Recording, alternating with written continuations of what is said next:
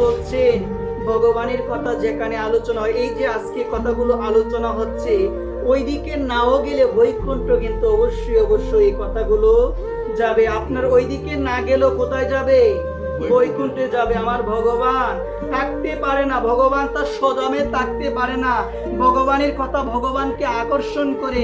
এই প্রসঙ্গে বলছি, মা তোমাকে যদি বলা হয় কৃষ্ণ কোথায়, তাকে সহজ কথায় বলে দিবে, কৃষ্ণ কোথায়? কৃষ্ণ আছে, কৃষ্ণ কথা যেখানে কৃষ্ণ সেখানে।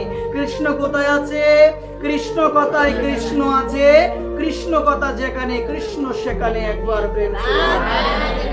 ভগবানের কথা এমন কথা, যে কথা ভগবানকে আকর্ষণ করে, যেখানে ভগবানের কথা আলোচিত হয়, যেখানে ভগবানের নাম গুণকীর্তন হয়, ভগবান তার সদাম বৈকুণ্ঠে তিনি থাকতে পারে না। একবার তিনি বৈকুণ্ঠে থাকতে পারেন। আমরা দেখতে পেয়েছিলাম এই ভগবানের নাম গুণ মহিমার এতই মহিমা যে ভগবান জগন্নাথকে মন্দিরে থাকতে দেয় না। আমরা দেখতে পেয়েছিলাম এক মালিনী ছিল, মালিনী প্রতিদিন কি করতো? ফুল বাগানের মধ্যে ফুল চয়ন করত এবং মনের আনন্দে গীত গোবিন্দ গাইতো। গীত গোবিন্দের মধ্যে বিভিন্ন পদ রয়েছে, এই পদগুলো মনের আনন্দে প্রেম সহকারে কীর্তন করত।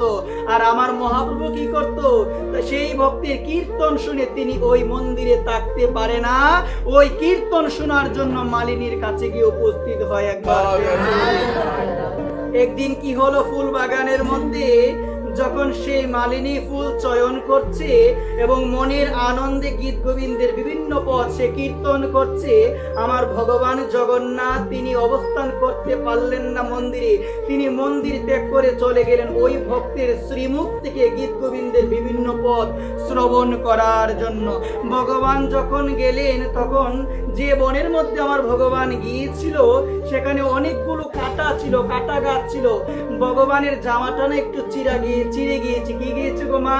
ভগবানের জামাটা একটু চিরে গিয়েছে। একবার প্রেম সে বলো।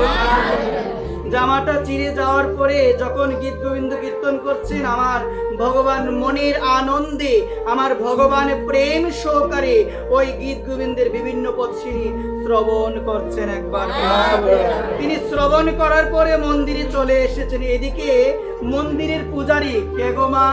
মন্দিরের পূজারী যখন ভগবানের সেবা দিতে গিয়েছে, সেবা দিতে যাওয়ার পর দেখছে ভগবানকে যে পোশাকটা পরানো হয়েছে, কি হয়েছে?